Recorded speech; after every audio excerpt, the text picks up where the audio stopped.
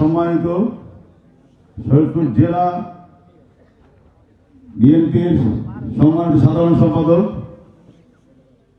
নাসিরউদ্দিন আহমেদ কালু ভাই, আমাদের মাঝে উপস্থিত হয়েছেন শরীয়তপুর জেলা বিএনপির সাংগঠনিক সম্পাদক,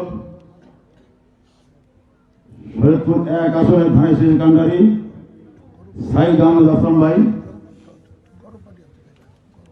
সহ জাজিরা উপজেলা বিএনপি যুবদল, ছাত্রদল, স্বেচ্ছাসেবক দল, জাসাস সহ সকল অঙ্গ সংগঠনের নেতৃবৃন্দ এবং আমার সামনে উপস্থিত আমার জাজিরা ইউনিয়নের মুরব্বী রহমান কাকা,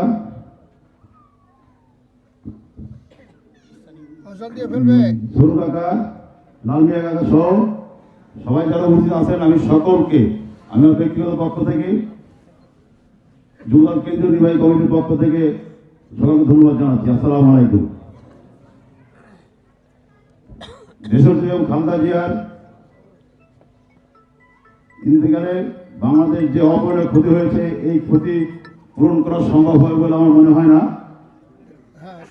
আমি সরাসরি তারেক রহমানের সাথে রাজনীতি করার সুযোগ খুব কম হয়েছে। যখন 2001 সালে বিএনপি ক্ষমতায় আসে, তারপরে তারেক রহমান কিছু প্রোগ্রাম আমি করেছি, তখন আমরা জুনিয়র ছিলাম, কিন্তু দেশনেত্রী খালেদা জিয়ার সাথে সরাসরি রাজনীতি করার সুযোগ আমার হয়েছে। দেশনেত্রী খালেদা জিয়া এই জন্য আমাদের আবেগের স্থান। তিনি বাংলাদেশের আবহাওয়ার জনগণের সকলের নেত্রী ছিলেন। তিনি সবসময় নেতাকর্মী হিসেবে ভালোবেসেছেন, বাংলাদেশের জনগণকে সেভাবে ভালোবেসেছেন। আমার একটা ছোট একটা ঘটনা বলি।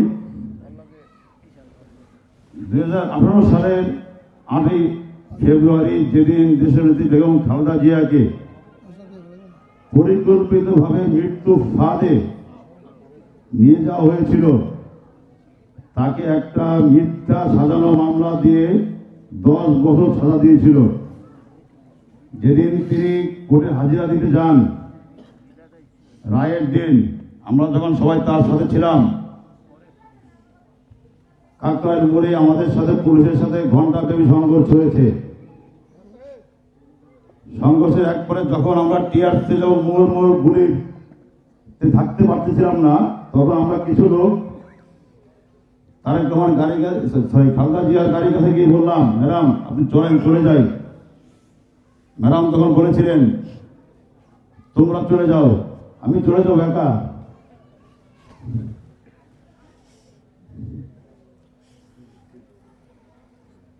ম্যাডাম বলেছিলেন, এই জালিমটা তোমাদেরকে মেরে ফেলবে, তোমরা বাঁচতে পারবে না, তোমরা চলে যাও, এরপর আমি যাব। আমরা বলেছিলাম, ম্যাডাম আপনাকে না নিয়ে আমরা যাবো না। তখন ম্যাডাম বলেছিলেন, তোমরা না গেলে আমি যাবো না। এটা ছিলেন আমার নেতৃত্বের বেগম খালেদা জিয়া।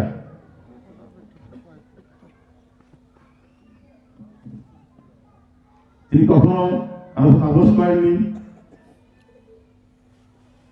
যদি আপোষ করতেন, তিনি হয়তো মাঝে মাঝে আরো সাথে থাকতেন। তিনি কখনো কোনো বিষয়ে আপোষ করেননি। দেশের জনগণের ক্ষেত্রে কখনো তিনি কারোর সাথে আপোষ করেননি। তিনি চলে গেছেন, কিন্তু তার যে স্বপ্ন, আগামী রাষ্ট্র বিনির্মাণ, তার যে স্বপ্ন তিনি দেখে গেছেন, ইনশাল্লাহ আমাদের দেশ নায়ক জনাব তারেক রহমানের মাধ্যমে আমরা যে স্বপ্ন পূরণ করবো ইনশাল্লাহ।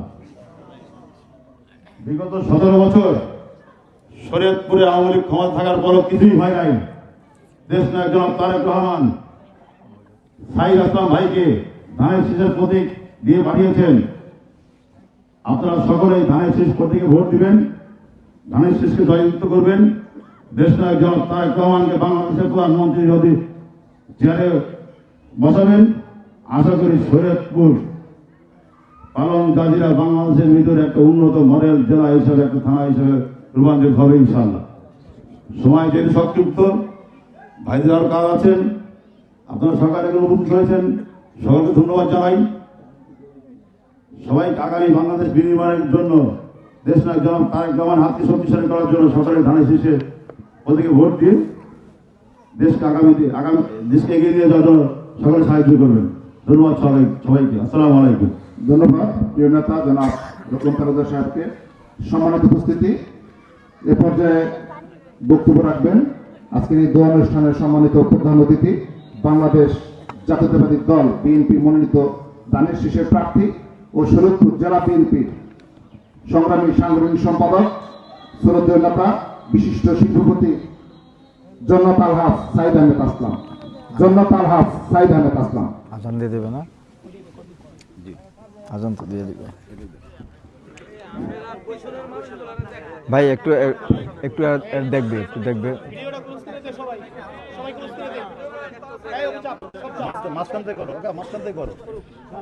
বিসমিল্লাহির রহমানির রহিম। আজকের এই দোয়া অনুষ্ঠানের সম্মানিত সভাপতি, উপস্থিত আমাদের রাজনৈতিক মুরব্বী, এলাকার মুরব্বী, আমাদের মুরব্বী, সাবেক সংসদ সদস্য জনাব নাসিরউদ্দিন কালু ভাই এবং উপস্থিত অত্র এলাকার সকল মুরব্বীগণ, এলাকার আমার সহপাঠী ভাই বোনেরা এবং আমার নেতৃবৃন্দগণ, আসসালামু আলাইকুম। আজকে দোয়ার অনুষ্ঠান হচ্ছে। যার দোয়ার অনুষ্ঠান হচ্ছে তার কিছু কথা না বললেই নয়।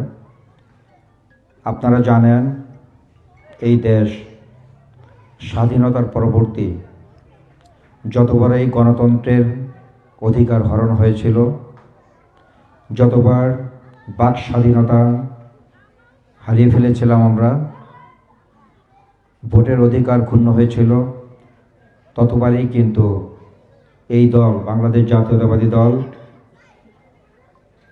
এই জনগণের পাশে ছিল। বাংলাদেশ জাতীয়তাবাদী দল জনগণের দল, জনগণের অধিকার নিয়ে তারা কাজ করেন এবং এই দলের জন্মই কিন্তু তা নিয়ে। যখন এই দেশ বিভিন্ন লুটতরাজের সাথে জড়িত ছিল, বাক স্বাধীনতা হারিয়ে ফেলেছিল, সংবাদ মাধ্যম পর্যন্ত যাদের কথাগুলি বলতে পারে নাই, লিখতে পারে নাই, তখনই কিন্তু আমাদের শহীদ প্রেসিডেন্ট জিয়াউর রহমানের আবির্ভাব হয়। এবং তিনি শুধু সেই দিনই নয়, যেই দিন এই দেশের যুদ্ধ হয়েছিল, সেদিন আপনারা জানেন যে স্বাধীনতার ঘোষক হিসাবে প্রেসিডেন্ট জিয়াউর রহমানই কিন্তু সবাইকে এই দেশের আজান তো দিচ্ছে,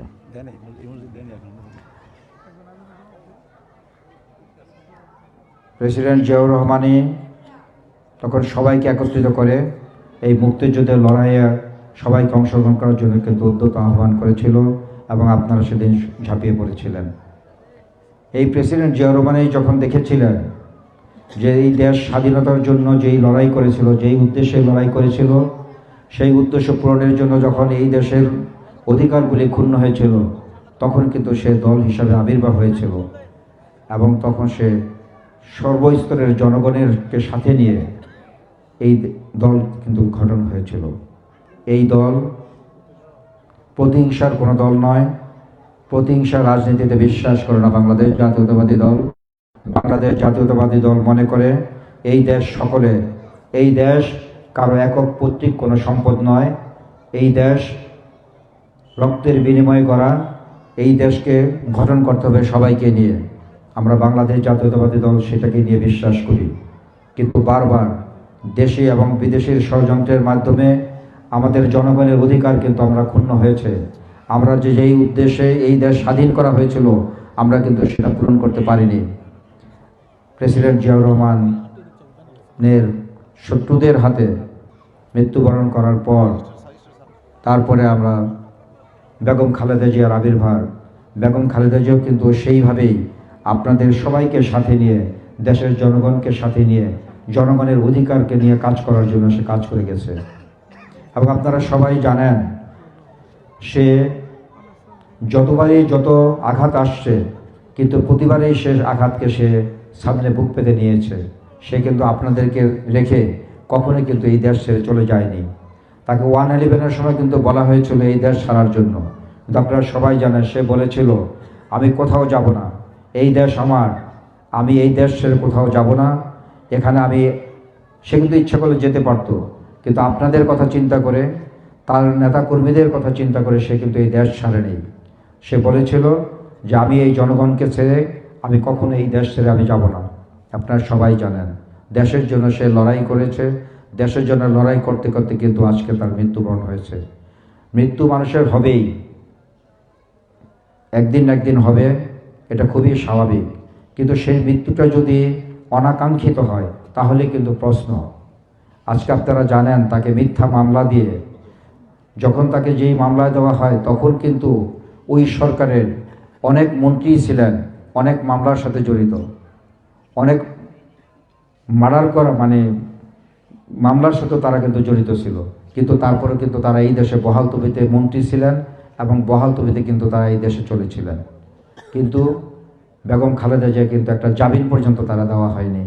তাকে বলেছিল যে সে জামিন দিলে পালিয়ে যাবে, কিন্তু সে যেই নেত্রী দেশ ছেড়ে যায়নি, কিন্তু তাকে এই অপবাদ দিয়ে তাকে মিথ্যা মামলা দিয়ে তাকে আটকিয়ে রাখা হয়েছিল, এবং আটকে রাখার পরে তাকে কোনো সুচিকিৎসাও করা পর্যন্ত করতে দেওয়া হয়নি। এবং সেখানে